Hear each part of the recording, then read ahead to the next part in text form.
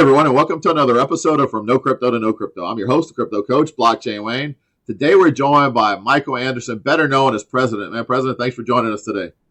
Thank you so much, Wayne. I appreciate you. It was great to connect in Dubai, and much love to everybody in the NO and the whole Louisiana. Got so much love for the people and the culture. As we were talking about when we first met, right? I straight up jumped into the Master P, right? Growing up, Yeah. wanted to be like him. He represented just the highest echelon to me of black entrepreneurship. Somebody that it was who just bought the swag, and then you see him really advancing and putting his family on. And so, I got a lot of love for the culture. I got a lot of love for just, we all grew up on Cash Money, you know what I mean? And in terms of musically, and I love to see what you contributing to the people from a crypto perspective. I know a lot about Louisiana. I had a couple mentees from Louisiana. They do really well in the tech space. And, I know that like that's probably the extreme minority of young brothers being able to make it out of there. So salute you, man, helping so many people, and look forward to seeing your growth and being a part of the growth of and showing that so many people in that community, which is just centuries of challenges, can access this game changing, life changing technology. Yeah, man, absolutely. And I knew when we talked in Dubai, I definitely had to get you on the show to talk.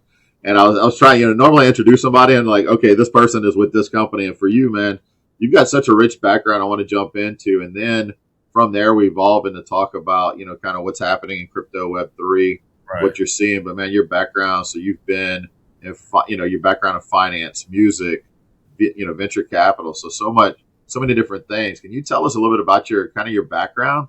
Because Yeah, definitely want to share with everybody what drives you.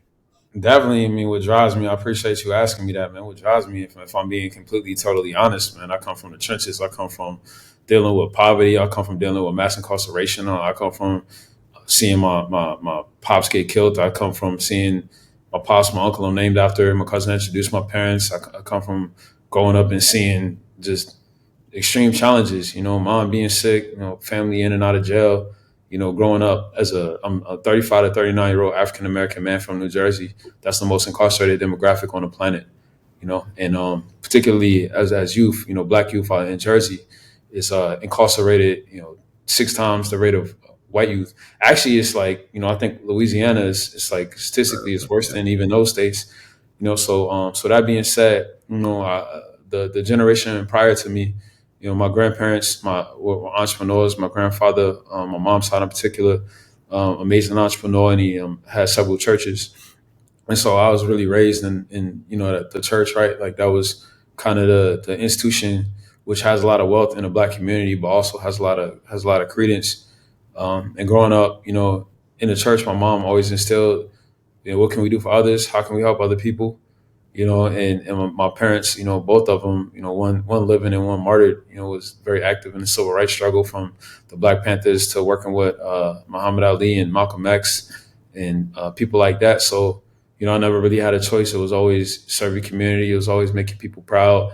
And, so if I really like, before Harvard, before investment banking, before any of that, it's just a kid in Plainfield, a kid in Newark, New Jersey that just, realized very, very young that my mind works a little bit different. And I mean, to be honest, like I was pretty much told I was like really smart from young, and things kind of just worked for me academically. Ended up going to this program at Wharton, top program for minority students in America when I was 16. And then ended up going to Harvard, and just instilled a lot of confidence, but also kind of left me a bit confused, right? Because the thing to do when you in that world is to go work in investment banks. And when you start getting investment banking, like people are proud of you, you have material things, you have money. But like for me, it was just, I couldn't look at the mirror. I would look at myself in the mirror. I'd be like, I don't even, what is this guy on? People addicted to X, Y, Z, drugs, alcohol, just it's a lifestyle that's just, I don't think it was really becoming of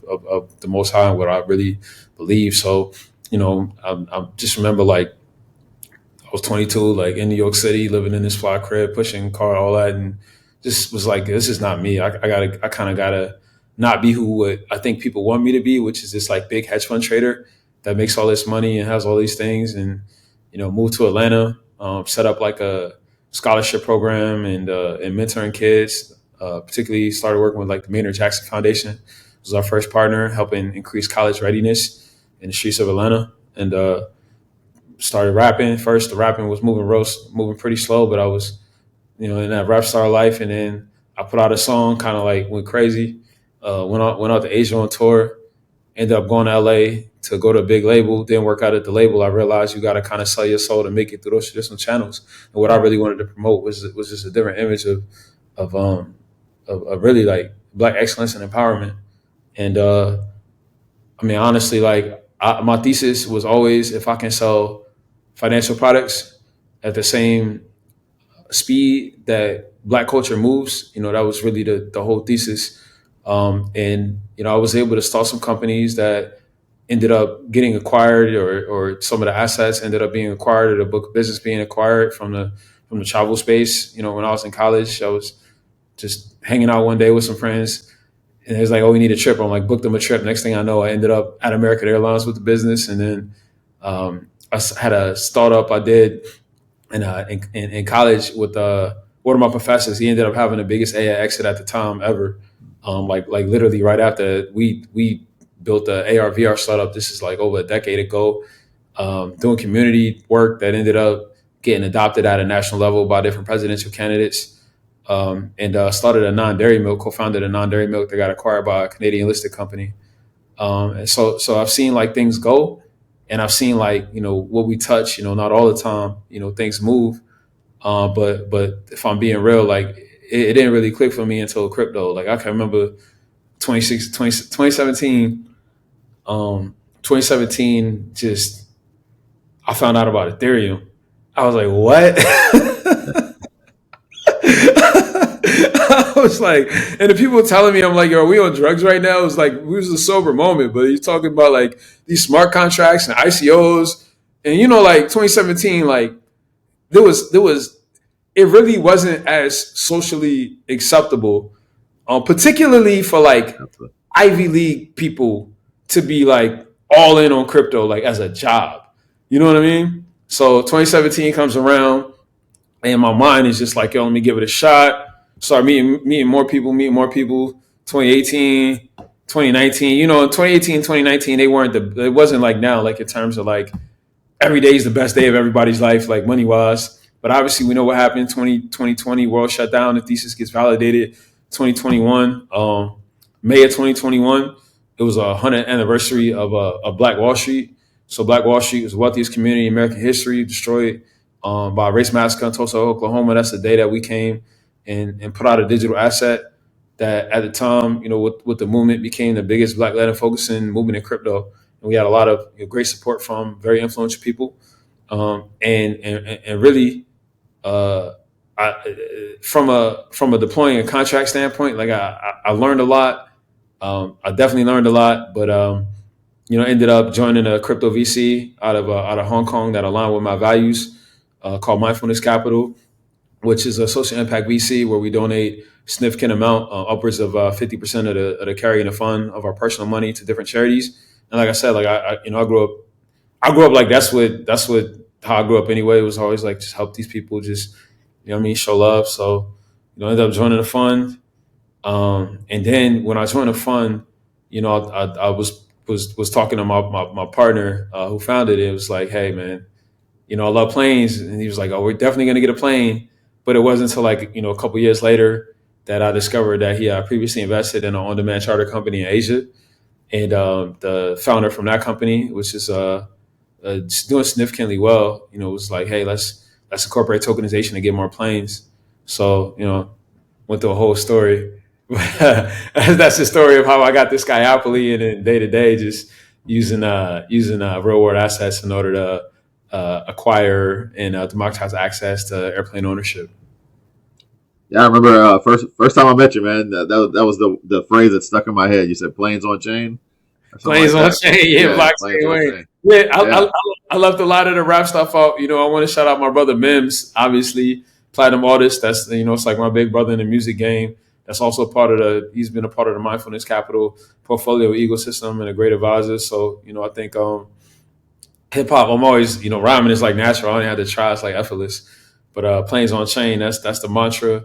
That's what we're doing, and I feel really, really I'm really, really grateful, Big Wayne. I'm really, really grateful. It's like we was talking about before. This like crypto is a space where people don't want to grow up. Like you can actually, especially with RWA, like you can actually just do what you want to do if you know how to, if you know how to incentivize people and and market what you're doing. You know, you can acquire anything these days. Yeah, and it's access without permission. Like we don't need permission. Nobody does, right? Anybody in the world, you don't need permission to be able to enter certain worlds. Whereas, I mean, you saw it growing up. There's these worlds that you have to have permission to get access to. And really, man, I guess I could kind of go on from your background when you were talking about, from investment banking to music, um, to VC. I think crypto for you, it kind of clicked because you saw the problem. Like you were, most people that get into that world of investment banking and making really good money like that, they just kind of numb to everything else. But you felt the higher purpose, right? A higher calling, and you Yeah, realized that wasn't it.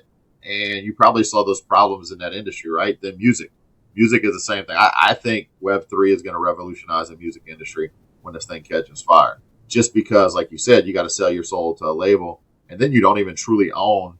You don't even really own what you create once you sell out to that label. But to most people, that's kind of the dream, and sometimes that dream can become a nightmare, right? So, crypto, I think you see all the good in that. Is that kind of where you saw where you can take control and ownership without having yeah. because I it mean, seems I like just think everywhere else. crypto is the easiest way to raise money. If I had to simplify, it's like the easiest way to raise money.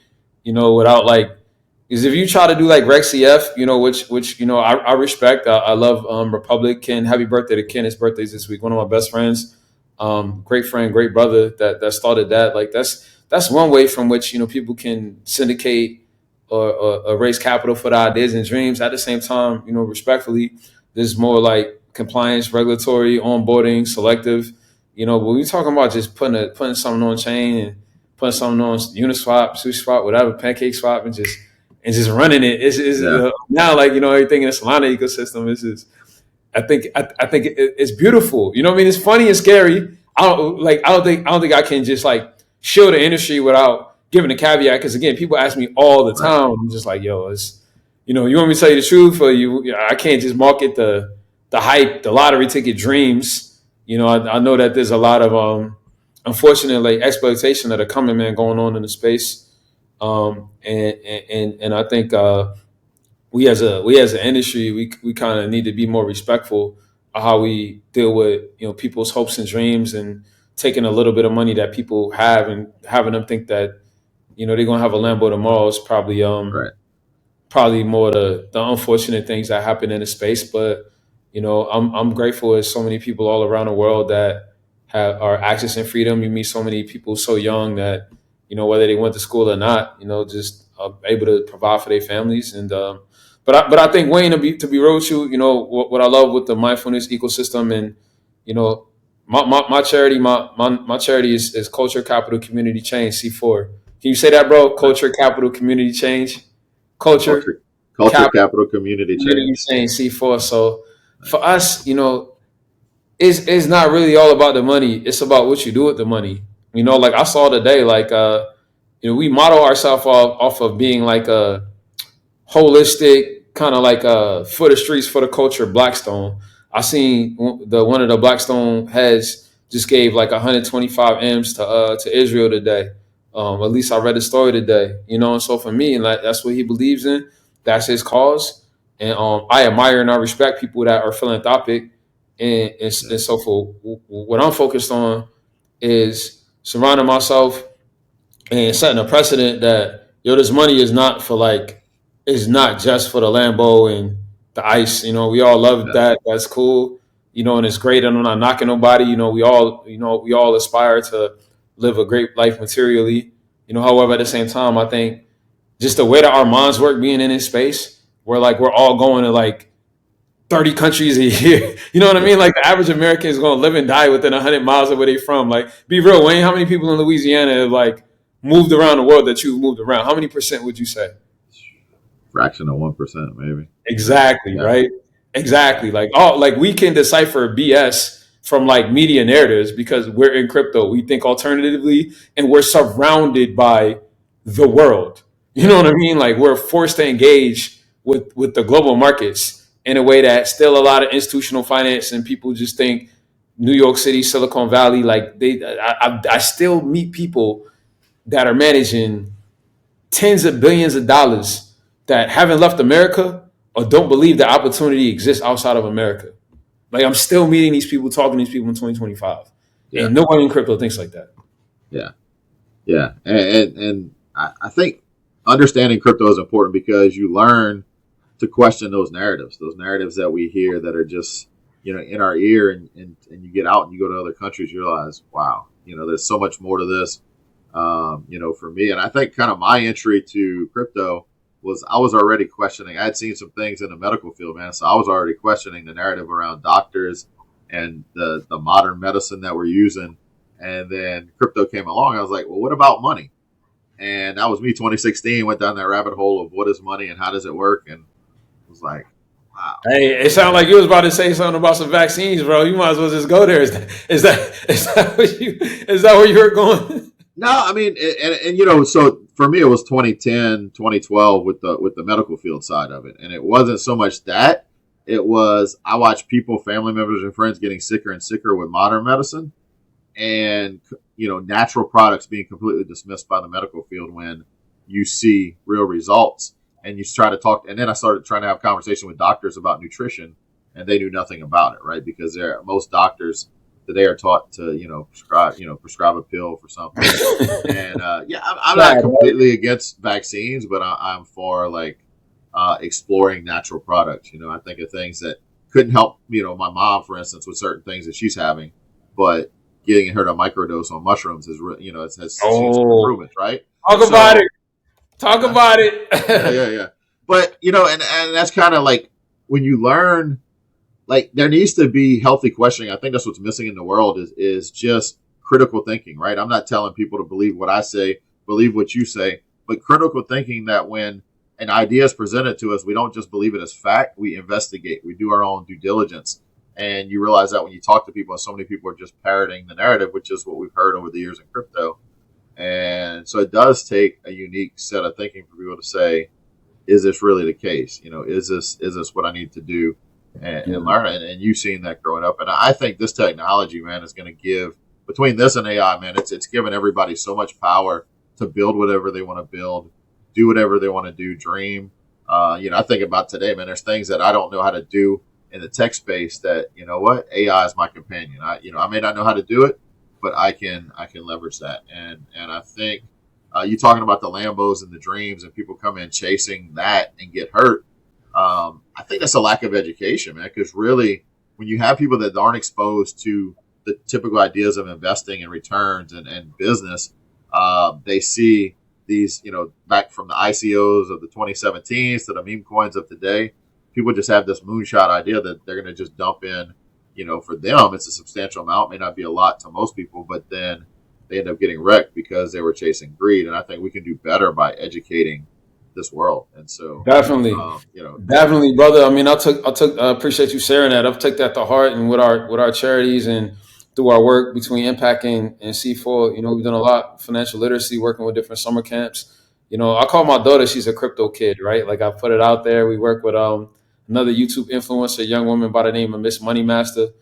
She was out at Token, interviewing and just connecting. 12-year-old, beautiful, lovely girl here in Dubai. So, and we all about the next generation and just investing and empowering a young generation. And I'm really thankful because that's something that really kind of I realized, my entire life, but it really hit me at Harvard when it was like you open up a door for somebody. I seen like opening up doors from people from Louisiana, like young black kids from Louisiana. They end up building non-figure businesses, and not the like, just the fact that like I could play a small minute part in guiding people, and that ends up employing however many people and changing however many people's lives are adding son of the industry. I think crypto and AI, yes, a way from which we can exponentially scale just really access to what the American dream is. And I really think about it. I'm like, man, I didn't really see myself as this, but I definitely feel like, in many ways, although like although I know I'm not fully where I should be, and statistically, especially like specifically like a black man with like all my credentials and everything I've done, is nowhere near a white man with similar capabilities, like in America economically. That's just the truth. But that being said, I'm still an American. I'm still an American dream, and I think we got a long way to go in terms of like correcting some of the issues that we're having domestically. And I mean, brother, I'm gonna be real. Like, as much as I believe in crypto, I think there's some fundamental challenges embedded in our society that have made America, the U.S. at least, like less attractive, just to like move in. And so for me, thank God for crypto and giving me a base of support and access to global markets and having a team via the Mindfulness Capital ecosystem and everything we've done with C4 Foundation, all around the world to where we can just jump in and build, build and have an impact and build products, build technology, and use digital assets to not just enrich ourselves, but enrich all our investors, our shareholders, our stakeholders, and all those that are relying on us for support. Yeah. It seems like you learned that early on, man, back in your investment banking days, that it's not so much about the money you make. But let's face it, man, when we leave this world, the only thing we're leaving with is, our reputation and the impact we made on the world. So money isn't everything, but that's really where we can focus on how we can use that to make an impact. So C4 definitely, making an impact there. Um, yeah, but I mean, yeah, I agree with you saying, and you don't realize what you mentioned about the U.S. and when you get out to Dubai, right, and you travel these other countries, it's things are moving a lot faster, I think, and Yeah. really just in the tech space. Dubai is like New York. I think like Dubai is like the promise of what New York is supposed to be. Like Dubai is Yeah, that right now. And again, no one's saying that any of these places is completely perfect. But I right, think the UAE is the most. And I think the UAE is the best place in the world right now, specifically if you're in crypto. And I think Dubai is like the new New York. Like people are gonna look back on like as power is decentralized, it's like we shift from like a unipolar world to a multipolar world. We're gonna look back at Dubai as really like the epicenter. Not just Dubai, Abu Dhabi. The UAE is the epicenter right. of the world right now. It's all happening here. Yeah, yeah, and you can see that because it starts with vision. Just like anything, if you don't have vision for the future, you're just going to keep stuck in that wheel. And I think that's what we need to really challenge people today is have a vision of what the future is going to be instead of just letting that day to day grind just blind you in terms of what's possible.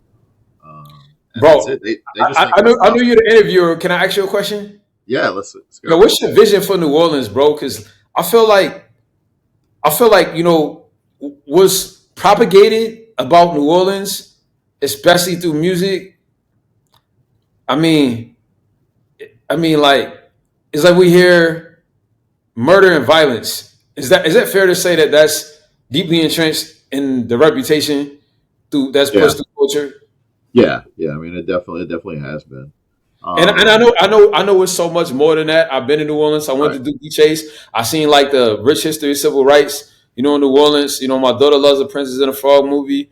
I know there's a lot that happens, but I think that New Orleans got propagated as like the murder capital, and I think like when you have that type of reputation, and similarly like where I'm from in Jersey, places have got this reputation for like stealing cars, or just like a criminal element that's kind of gets embedded in the psyche of the youth. I think it requires like a new bold vision to help uninstall the torture and reinstall new programming so we can see the possible. But I'll just let it hear like more about Yeah. what you're doing and where you see the work of what you're doing, on a 504 in that area. Yeah, I mean, and it's definitely that. I mean, because if you don't give people like a hope or a vision for the future, you're just going to end in this perpetual cycle. And I think we're starting to see that shift. There's some groups that I work with out in New Orleans that really focus on incubating entrepreneurs, creating that vision. I told you kind of like my vision is to do more in terms of teaching the youth how to use this because the people like your age and my age like that some of them are just stuck in that loop and it's hard to see outside of that. But as a kid, what was one thing we always had imagination and hope. And the problem what leads to the crime and to the violence is just when you don't see an out from that, you don't see anything different. And we focus on the future. There's a couple entrepreneurs out in New Orleans that I respect highly.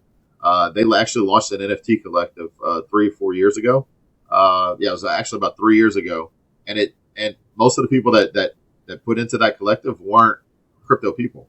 They built a vision of what what's for the city and what's next, and that's kind of their mantra is two. There's two different mantras.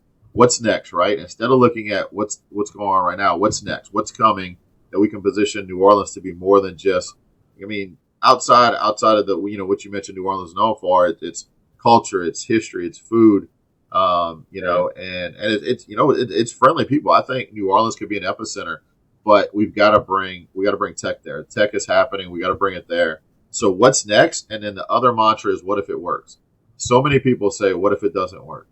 And when Right. you flip that thinking into what if it works, then you've got that positive mindset. And this is, a credit to Tim Williamson and the group there. Um, Tim ran Idea Village for a long time, which incubated entrepreneurs, and now he moved into this spot on St. Charles where it's called the New Society, and it's focusing on what's next. But I think the only way out of that, man, is we've got to focus on the youth and giving them hope. And there's some good groups down there. Some groups that bring it in that set up music studios and other things to where they can bring kids in, get them involved in that. Because the problem is how kids are. We were with kids. If you don't have something to occupy your mind and keep yourself constantly learning, you're going to get sucked into that life. Well, I didn't grow up in the city. I grew up in a little town outside of the city. But the same thing, man. Early on, I got involved with some bad crowds where we were just doing a lot of bad things, and luckily we were able to, I was able to separate from that. But I see so many people that just went down that path because they didn't see any other possible future. that's like part of me. That's like Grant Cardone. I told you when I met you. I listen to Yeah, him a lot. I know he's from Louisiana. Obviously, in hip hop, we talked about it, right? Like No Limit, Cash Money, even Boosie and A movement, Kevin Gates. It's a lot of like people that say things that make some sense to me. Louisiana. I had some mentors from Louisiana, and I see what 50 Cent's doing out there in Shreveport in terms of really building ecosystem for film and television. So I think we definitely know that hitters come from there. So there's a lot of superpowers and world changes. You just had the Super Bowl, but I'm excited to see what happens when crypto money really could touch the culture and touch the streets and kind of give a different narrative, about like how you can make it because it's so easy for us to grow up thinking we gotta be drug dealers or like we can only be a certain type of rapper and I think that's really important for even what we even doing music, with the Black Metallic record I did with Mims and the Trades in my 40s, the movement, Bays in my 30s, these movements is really just empowering people to understand like, yo, you can do finance, what I mean, as well as be a mm, creative and you can do whether it's being a developer, whether it's being that's why we make Black Metallic like, yo, you can do that too. You can create, you can innovate, you can be a builder, you can be a leader in a space, technical or non-technical, and you can bring your authenticity, your swag, your energy, and your charisma, all things that make you you. I mean, your traumas even, right? Because I think yeah, even like being like rejected kind of makes us all makes crypto work, right? Like a bunch of people that's like fringe rejects, like outcasts, like outside yep, the mainstream, awkward. It's like a melting pot of like happy yeah. weirdos. Oh, absolutely.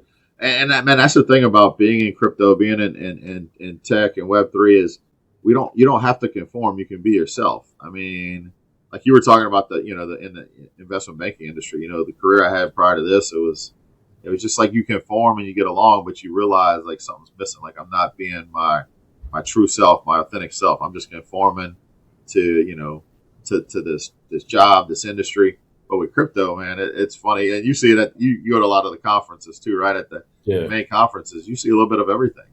Um, and sometimes a guy that looks like the biggest DJ, maybe in pajamas and look like a hippie, will be probably the smartest guy you talk to at the time. Yeah. You just don't know. You just And don't. You have no yeah, idea who people are in crypto, which is a beautiful thing. And look, crypto changed my life. I say it all the time. yeah, Crypto changed my life.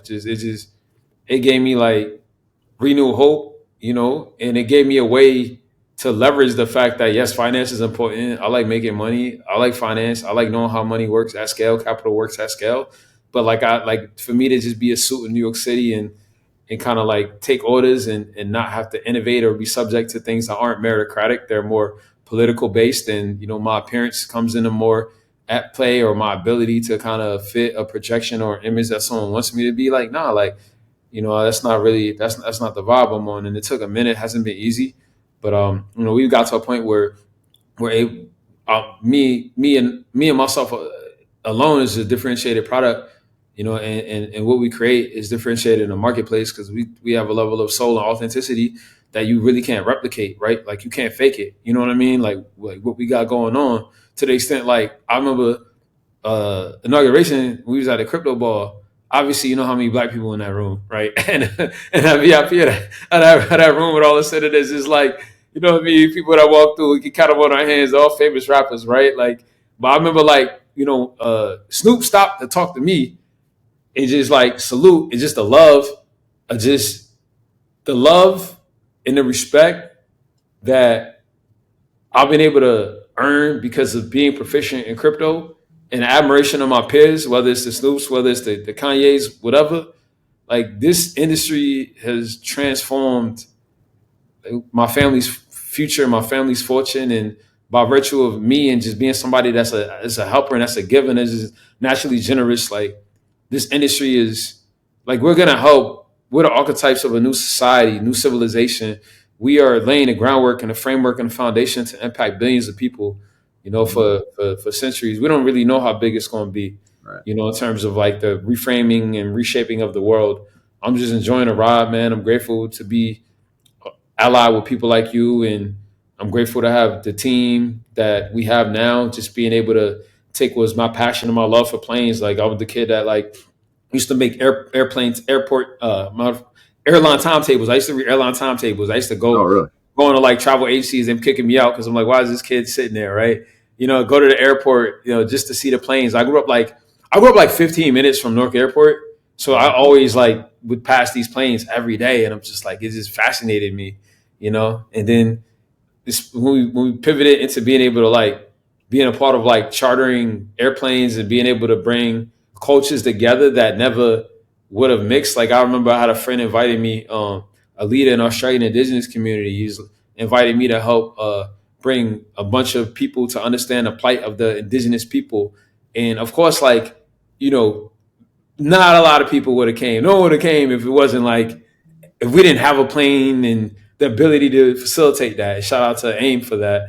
But, I've seen like airplanes as a medium to connect the world. And they made like the growth of crypto possible and rapidly accelerated trust. So why not have a solution for our industry, owned by our industry, in our industry, that's reshaping the world and reshaping the landscape of aviation with a gamified component and allowing us to own the skies. Yeah. Yeah, I definitely think, and that's just one example, man. I could see so many other examples of how this technology is gonna bring people together. Um, so what's your advice? We're getting close to wrapping up, but I focus a lot on new people, right? Trying to help people understand some of the basics. So, say someone's still on the outside looking in, or maybe even those people that they don't really understand crypto, but you know what? They set up a Coinbase account or somewhere else, depending on where they're in the world, and they maybe got a little bit of crypto, but they don't know if this industry is for them. What's your advice to somebody that's looking in it, kind of probably like you, like speaking to that investment banker back in the day where you may be doing well financially, but you just feel you're not where you need to be. You're not serving your purpose. Be prepared to lose money, first off, right? But don't quit Oh, when yeah, you. That's the reality, and that's what no one says. absolutely. Yeah, Right? No one says that, but that's the reality. Be prepared to yeah, lose money. Like you might, things could happen. You might send it to the wrong address. You might get hacked. You might get scammed. And that's okay. Like we can't traffic this illusion of like you're gonna buy some meme and then tomorrow you're gonna buy your grandma house. Like right. it's probably not gonna happen. You got the same Yeah, odds of like people that move to Hollywood and become a mega TV star. Like it might absolutely. happen to some people, but it's probably not gonna happen to you. So when you lose money and when things don't go your way, like don't give up. It's just the reality. It's probably sobering and cynical, and I'm an optimistic guy, and we want to tell them, of course. I think people are going to be safer with people like us that operate with a sense of integrity, have a higher purpose in it. And so I would say, really, don't get distracted by shiny things either. Absolutely. Seek to really listen to people, the integrity of their character. Because integrity of one's character, your money's only as good, and the integrity of the people that's managing, that's responsible for it. Yeah. So I would just give a bit of sobering advice. Of course, I think you got the B hat on, so buy Bitcoin. But what's the reality, right? Like for somebody that's you buy that Bitcoin, like it may not go up 20% today. Yeah. You know what I mean? Like it's probably not going to go up. Like you're not going to double your money overnight. You know what I mean? No matter what Right. type of marketing we can apply, right? The reality of it is, more often than not, things take time, and you need to be invested in for the long haul and divorce yourself from the get rich. I'm going to get rich overnight. Yeah. I think it could happen. It does happen. It's happened a lot to people we know. It's happened in doses to me, but the reality of it is, it doesn't always stay that way. And the likelihood that volatility, well, it's 100% chance of volatility and like Right. timing the market. Maybe you're a better genius than me. Maybe you know exactly how to do that. I haven't mastered that.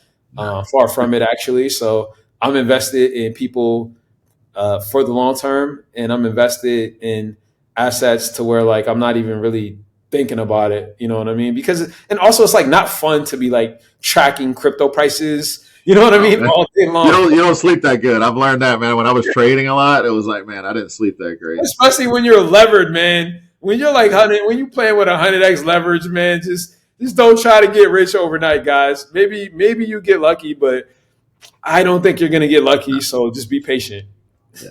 Well, when you bring that up, I mean, that's what I like to teach people is one, it's not so much like, I mean, you've probably like me, we've invested in risky stuff, like extremely risky, maybe even some meme coins, right? But people need to understand the risk first, because when they don't understand the risk, and you got to look at the downside versus the upside. Like, okay, if I throw $500,000 into this meme coin or this risky project and it goes to zero, am I okay with that, right? And then you look at risk differently, but the problem is people don't understand risk. They're not educated on it. And they think it's going to be their golden ticket to riches overnight. And Crypto's a hell of a drug, man. Oh, yeah.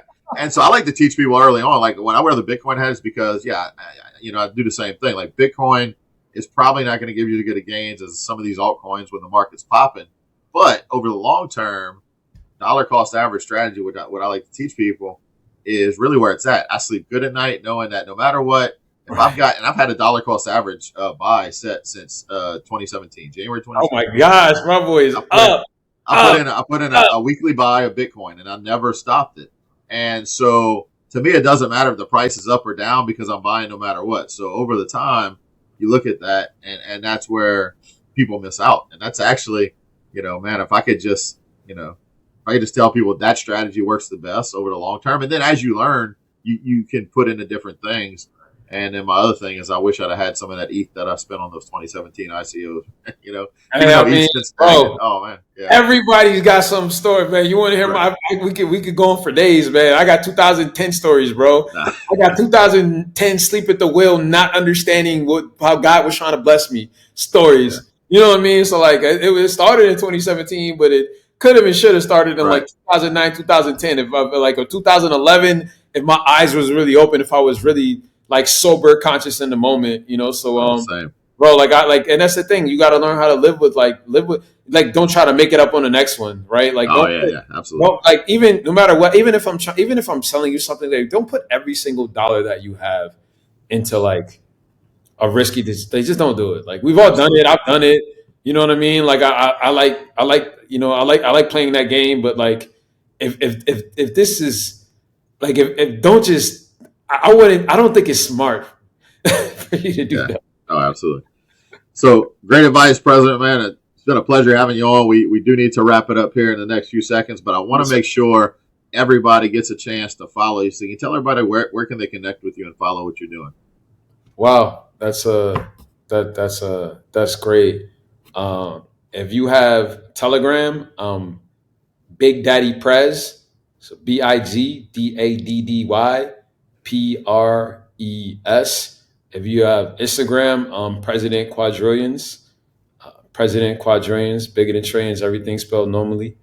And of course, you can always, I'll make sure that I put my email up so anyone can email me at michael@mindfulnesscap.us.